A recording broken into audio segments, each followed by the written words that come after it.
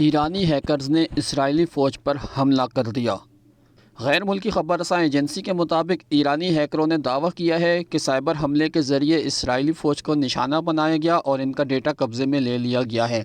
ایرانی cyber group عصائے Moosavi نے cyber حملے کا دعویٰ کیا جس میں اسرائیلی فوج کا ڈیٹا چوری کیا گیا، جبکہ اسرائیلی فوج کے زیر انتظام چلنے والے اسکول کے سینکڑوں فوجی اہلکاروں، طلبہ کی معلومات اور دیگر تفصیلات کی فائلیں قبضے میں لے لی گئی ہیں۔ سائبر حملے میں وزیر دفاع کی بھی اہم دستاویزات قبضے میں لینے کا دعویٰ کیا گیا ہے۔ ایرانی سائبر حملے کے بعد اسرائیلی آئی ٹی حکام میں کھلبلی مچ گئی۔ اسرائیل نے سائبر حملے سے متعلق تحقیقات کا آغاز کیا تو ایرانی سائبر گروپ ہی سامنے آیا۔ واضح رہے کہ یہ اسرائیلی فوج کا ڈیٹا چوری ہونے کا دوسرا واقعہ ہے۔ اس سے قبل ڈارک نیٹ ٹیلی گرام نے اسرائیلی فوج کا ڈیٹا چوری کر کے آگے شیئر کر دیا تھا۔